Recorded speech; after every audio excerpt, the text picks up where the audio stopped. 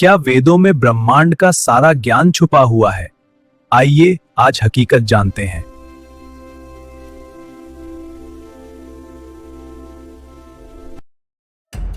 क्या आपने कभी सोचा है कि संपूर्ण सृष्टि का ज्ञान, संपूर्ण ब्रह्मांड का ज्ञान जिन वेदों में है, उन वेदों में हमारे देवी देवताओं के वाहन डायनासोर क्यों नहीं है?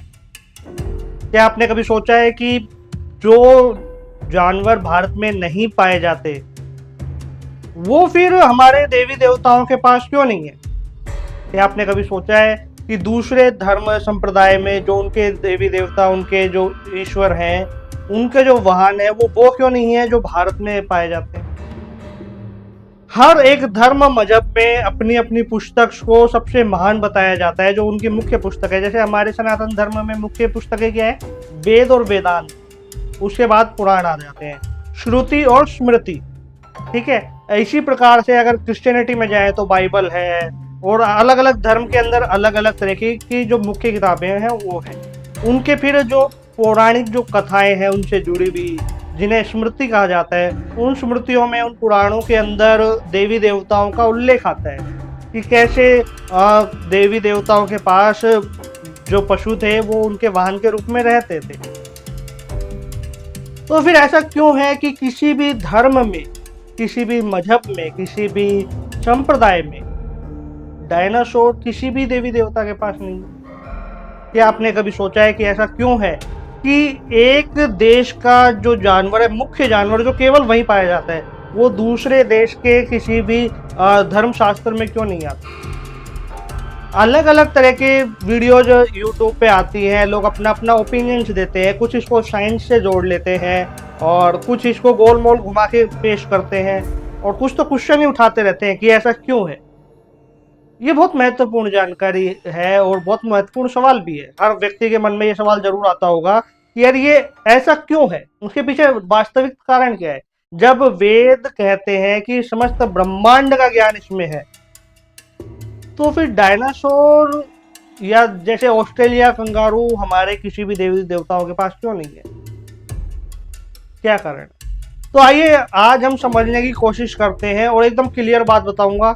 मैं ऐसा नहीं करने वाला हूँ कि साइंस से किसी चीज़ को जोड़ दूँ, या मैं कुछ ऐसी बातें बोलूँ जो कई लोगों को समझ में आए, कई लोगों को समझ में ना आए। मैं एकदम क्लियर बात बोलने वाला हूँ जो हर एक आम आदमी जो भी मेरी इस वीडियो को देख रहा है वो आसानी से समझ सके। हाँ, शर्त यह है, समझने के लिए आपको जागरूकता की आवश्यकता है और पूरा वीडियो देखने की आवश्यकता है। तो देखो, कुछ लोग ये बोलते हैं कि वेद जो है वो प्रिंसिपल है ना? जो वेद है वो कहते हैं कि आधार है, एक नियम है, और वो जो पुराण है, जो शास्त्र है, वो उस नियम पे बनने वाले कहानियां कह लो, या उनका धर्म कह लो, या जो भी आपको कहना है वो आप कह सकते हो। तो उन वेदों के अंदर उस चीज का उल्लेख नहीं आएगा कि डायनासोर है या नहीं, लेकिन जो कहानियां हैं उनमें बेशक आ सकता है। बट हम देखते हैं कि किसी कहानी में, किसी पौराणिक शास्त्र में भी उनका उल्लेख नहीं आता। ये भी तो महत्वपूर्ण सवाल होना चाहिए। जब हम इस शास्त्र के अंदर, जब पौराणिक कथा में पढ़ते हैं, तो इस संसार में जो जो पशु पक्षी उस समय उपलब्ध थे, जैसे भारत के अंदर शाक्त संप्रदाय जो था वो ज्यादातर बंगाल के अंदर फला फूला और बहुत पॉपुलर रहा, और आज भी है कोलकाता में, बंगाल के अंदर। तो बंगाल में टाइगर ज्यादा उपलब्ध होते हैं। ठीक है, तो टाइगर के ऊपर देवी माँ को बैठाया, दुर्गा माँ को, कि हाँ दुर्गा माँ का वाहन है टाइगर। ऐसे ही अगर वैष्णव संप्रदाय में चले जाओ तो वहाँ भगवान कृष्ण वृंदावन में रहे, जहाँ मोर गाय दोनों बहुत ज्यादा थे, तो भगवान कृष्ण के साथ मोर को, गाय को खड़ा कर दिया गया। वहीं आप नाग संप्रदाय में देखेंगे तो नाग की महत्वता ज्यादा है। शैव संप्रदाय में देखेंगे तो शैव संप्रदाय में बैल की, नाग की, इनकी जो समझ है, इनकी जो उपस्थिति है वो ज्यादा है। लेकिन हमारे किसी भी पौराणिक कथा में, पौराणिक शास्त्र के अंदर डायनासोर नहीं है, कंगारू नहीं है, पोलो बियर नहीं है, इस तरह के कोई जानवर नहीं है जो भारत में नहीं अवेलेबल है। पेंगुइन हो गया, इस तरह के कोई जानवर नहीं। सोचने वाली बात। ना हमारे देवी देवताओं के पास है, ना राक्षसों के पास है। राक्षसों की भी बात करें तो जैसे महिषासुर जो था, महिषासुर के पास भैंसा था, है ना, कहा जाता है ना कि वो भैंस का रूप ले लेता था। भैंस थी भारत में, ठीक है, आज भी है, लेकिन महिषासुर के पास टीरेक्स क्यों नहीं? महिषासुर के पास कोई ऐसा जानवर क्यों नहीं था जो भारत में नहीं पाया जाता? उदाहरण के लिए जैसे बॉब कैट जो होती है या लाइनेक्स जो होता है, ये एक शेर की प्रजाति है जो भारत में उपलब्ध नहीं है। ये नहीं था उसके पास महिषासुर। और बड़ी आसानी से दोनों पक्ष के लोग हैं जो विरोध में खड़े हैं वो भी क्वेश्चन उठाते हैं कि देखो धर्मशास्त्र झूठे हैं, ये इंसानों ने बनाए। बेशक बनाए, इंसानों को परख नहीं थी कि उनसे पहले क्या था, इसलिए जो उनको दिखा वो उन्होंने जोड़ दिया। और जो इसको डिफेंस करते हैं, जो इनको सही साबित करने की कोशिश करते हैं, वो कुछ और उदाहरण देते हैं। वास्तविकता आखिर है क्या? क्या है वास्तविकता? बहुत गहराई से सोचना पड़ेगा, बहुत गहराई से समझना पड़ेगा। तो चलिए आज बिना इधर उधर की बातें करें, सीधी बात करता हूँ मैं और आपको अच्छे समझाता हूँ। तो जो पौराणिक कथाएं जब गढ़ी जाती हैं, बनाई जाती हैं या लिखी जाती हैं, तो उनके पीछे एक उद्देश्य होता है कि आने वाले जो संसार है उसमें प्रत्येक व्यक्ति को, चाहे वो पढ़ा लिखा हो, चाहे वो अनपढ़ हो, चाहे उसको शास्त्र की नॉलेज हो या ना हो, उसको आसानी से धर्म शास्त्र के बारे में समझाया जा सके, उसको आसानी से ये बताया जा सके कि उसे कैसा जीवन यापन करना है। सिंपल, कोई इसमें डाउट नहीं है। चलिए, तो जब भी कोई पौराणिक कथा आती है, जैसे हम रामायण की बात करते हैं, तो रामायण आप जानते हैं कितने प्रकार की है? 300 से ज्यादा प्रकार की रामायण भारत में उपलब्ध है। सबसे पॉपुलर जो रामायण है वाल्मीकि की रामायण और तुलसीदास जी की रामायण। इन दोनों को भी अगर आप मैच करोगे तो दोनों के राम का चरित्र बहुत ज्यादा अंतर दिखेगा आपको। तुलसी के जो राम है वो बहुत ही सौम्य शांत है, वहीं जो वाल्मीकि के राम है वो योद्धा टाइप के हैं। तो समय के हिसाब से जब इन शास्त्रों को लिखा जाता है तो वो इन पुराणों को जब लिखा जाता है तो वो लिखा जाता है इस कारण ताकि आने वाली जो जनरेशन है, जो हर टाइप के लोग हैं, वो आसानी से समझ पाए। इसलिए उनको वो कथा इस तरीके से समझाई जाती है, सुनाई जाती है। तो ये तो हो गई पुराणों की बातें। और ये मैं सभी धर्म की बात मैं बता रहा हूँ। किसी भी धर्म संप्रदाय में यदि कोई ऐसी कथा आती है तो उसका सीधा सा उद्देश्य ये होता है कि हाँ, ये इस तरीके से आप अपना जीवन यापन कीजिए, आपको आसानी से समझ में आ जाएगा। पहली बात। दूसरी बात, किसी भी जीव जंतु को अपने इष्ट के साथ खड़ा करना। अब ऐसा बिल्कुल मत समझ लेना कि भगवान जो है वो जानवरों के ऊपर बैठ के भ्रमण करते हैं। नहीं मेरे दोस्त, नहीं करते हैं। फिर तुम ये क्वेश्चन जरूर खड़ा करोगे कि भगवान तो जानवरों के साथ अत्याचार कर रहे हैं। एक तरफ हम बोलते हैं कि जो तीर्थ स्थल है वहाँ पे जो खच्चरों पे जो लोग जाते हैं वो पाप है, नहीं जाना चाहिए। वहीं हमारे इष्ट हैं वो भी जानवरों पे बैठ के जा रहे हैं, नहीं जाते। ये तुमने एक कहानी गढ़ दी है कि हाँ भगवान इन जानवरों पे बैठते हैं। नहीं, ये जो सारे जानवर हैं ये भगवान देवी माँ के साथ रहते हैं। ये दर्शाने की कोशिश की जाती है कि प्रकृति का प्रत्येक प्राणी उसी ईश्वर का है, उसी ईश्वर के सानिध्य में है, उसी ईश्वर के आशीर्वाद में है। ये जताने की कोशिश की जाती है, बताने की कोशिश की जाती है, जताने की नहीं, बताने की, कि आप लोगों को समझ में आए कि भैया प्रत्येक प्राणी जो है, कोई भी जीव जंतु हो, वो हमारे जो इष्ट हैं, जो पर ब्रह्म हैं, जो अलग अलग रूपों में आते हैं, राम रूप में, कृष्ण रूप में, शिव रूप में, उनके साथ जो ये जीव दिखाए जाते हैं, ये सिंबल इसका होता है कि प्रत्येक जीव उसी ईश्वर का है। तो एक बहुत ही आध्यात्मिक बात है। इसको तुम अपने स्वार्थ के लिए कुछ भी मत बना लेना।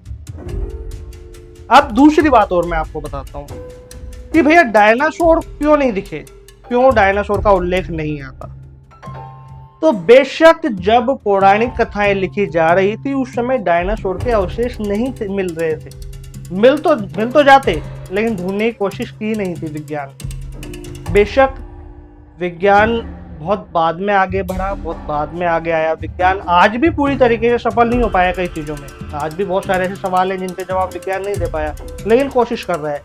बट इतिहास में जो जो चीज़ें हुई है उस सभी सवालों के जवाब विज्ञान ने दिए।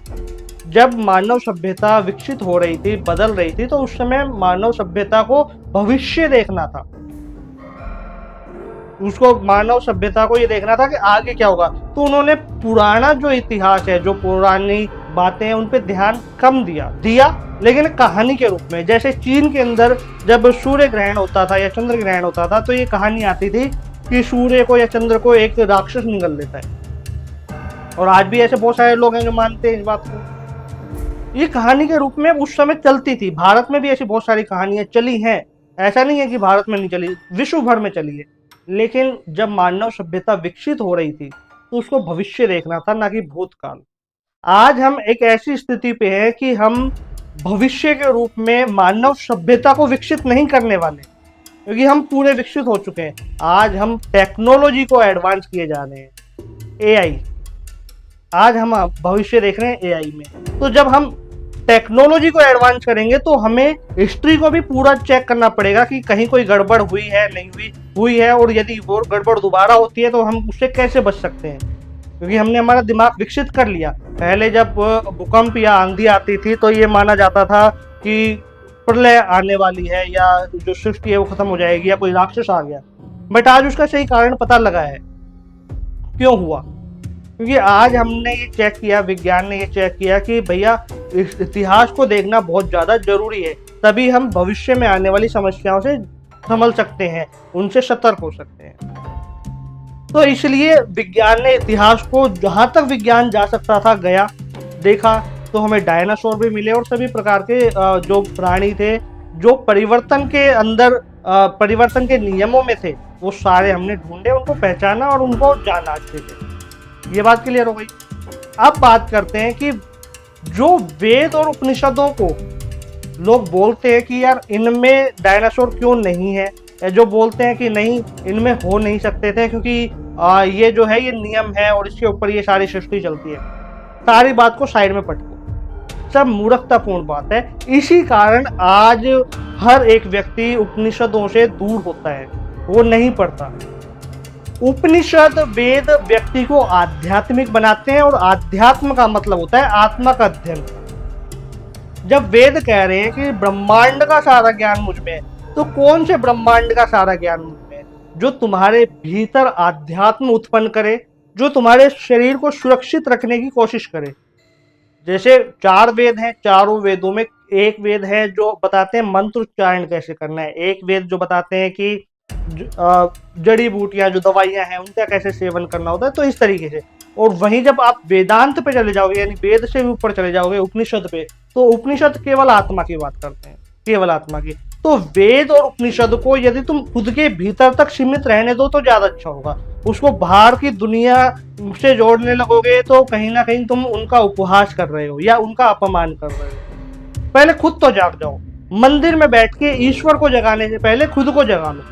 जब तुम खुद को जगा लोगे, जब तुम उपनिषदों को समझ लोगे ना, तो ये क्वेश्चन नहीं करोगे कि उनमें डायनासोर क्यों नहीं है। क्योंकि ये इतना मूर्खतापूर्ण सवाल है जिसके बारे में हंसी आनी चाहिए हर एक व्यक्ति को कि भैया वेद और उपनिषद तो तुम्हारे भीतर की बात करेंगे। तुम्हारे भीतर डायनासोर है या टीरेक्स तुम्हारे भीतर मिलेगा, कंगारू तुम्हारे भीतर मिलेगा, पोलो बेयर मिलेगा, पेंगुइन मिलेगा?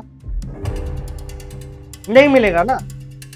तो उपनिषद तो खुद के भीतर की बात करते हैं। मैं कौन हूं, मुझे जानने की बात कर रहे हैं कि मैं कौन हूं। जब उपनिषद में ये आता है कि अहम ब्रह्मास्मि अहम शिवोहम, तो ये केवल कहने की बात नहीं होती कि हाँ भाई मैं ही शिव हूं, मैं ही ब्रह्म हूं। नहीं, पहले इसको जानना होता है, इसको समझना होता है, तब कहीं जाके एक व्यक्ति कह पाता है कि अहम शिवोहम अहम ब्रह्मास्मि, मैं ही ब्रह्म हूं, मैं ही शिव हूं। उससे पहले नहीं कहता। तो इस चीज को बिल्कुल ही अलग कर दो कि तुम्हें ये अपने अहंकार को बढ़ावा देने की आवश्यकता नहीं है। तुमने उपनिषदों को भी अपने अहंकार का एक कठपुतली बना दिया कि नहीं मेरे उपनिषद में, मेरे वेद में ब्रह्मांड की सारी जानकारी है जो विज्ञान के पास भी नहीं है। बहुत मूर्खतापूर्ण है। विज्ञान भी जब वर्क करेगा जब हम कुछ काम करेंगे, हम किसी चीज की खोज करेंगे, और हम खोज जब कर पाते हैं जब हम अंदर से खुद को जान पाते हैं। तो बेशक वो जो नीम है वो हमारे उपनिषद है, लेकिन वो नीम भी जब काम करेंगी जब उस उपनिषद को, उन सभी उपनिषदों को अपने भीतर आध्यात्म को जगाने के लिए, आध्यात्म को जानने के लिए उपयोग में लोगे, ना कि उसमें डायनासोर ढूंढने के लिए। समझ में आ गया? अभी भी अगर कोई डाउट है, कोई कंफ्यूजन है, तो मुझसे कमेंट में पूछ लेना, कोई परेशानी नहीं है। मुझसे कमेंट में बात करो, मैं रिप्लाई करूंगा। और हाँ, हमेशा ध्यान रखो, उन लोगों से दूर रहो। दो प्रकार के लोगों से दूर रहने के लिए बता रहा हूं मैं। एक वो जो कहते हैं कि यार तुम्हारे किसी भी धर्मशास्त्र में ये नहीं है, ये नहीं है, ये नहीं। उन सबसे दूर रहो। उनको एक बात बोलो कि भैया मेरा धर्मशास्त्र ये बता रहा है कि मैं कौन हूँ, मुझे खुद को कैसे जानना है, मैं आध्यात्म कैसे बन सकता हूँ, आध्यात्मिक व्यक्ति कैसे बन सकता हूँ, मैं आध्यात्म को कैसे पहचान सकता हूँ, आत्मा का अध्ययन कैसे कर सकता हूँ, ये मेरे उपनिषद या मेरे वेद कह रहे हैं, है ना। दूसरे लोग जो इनसे खतरनाक है, जो उपनिषदों को साइंटिफिक वर्ड के अंदर, साइंटिफिक शब्दों में बुनकर, है ना, उनके ऊपर एक साइंटिफिक शब्दों की लेप लगा के पेश करते हैं और तुम्हें गुमराह करने की कोशिश करते हैं, उनसे ज्यादा बचो। जब भी बात आ जाए ना कि उपनिषद को अंदर की बात ना बताकर ब्रह्मांड की या इस संसार की बातों में उलझा दिया जाए कि उपनिषद में देखो फलानी जगह पे ये लिखा हुआ है कि फलानी जगह पे वहां पे एक वो ऐसे सूर्य चलता है, ऐसे चंद्रमा चलता है। नहीं, उपनिषद ये नहीं कह रहे हैं। उपनिषद कह रहे हैं मैं कौन हूं। उपनिषद कह रहे हैं मेरा सबसे बड़ा शत्रु है अहंकार, उसे मैं कैसे नष्ट करूं। बस इतना ही समझना है। आशा कर रहा हूँ आप लोगों को वीडियो अच्छी लगी होगी, समझ में आई होगी। अच्छी लगी होगी तो शेयर करो, किसने रोका है। पसंद आई है लाइक करो।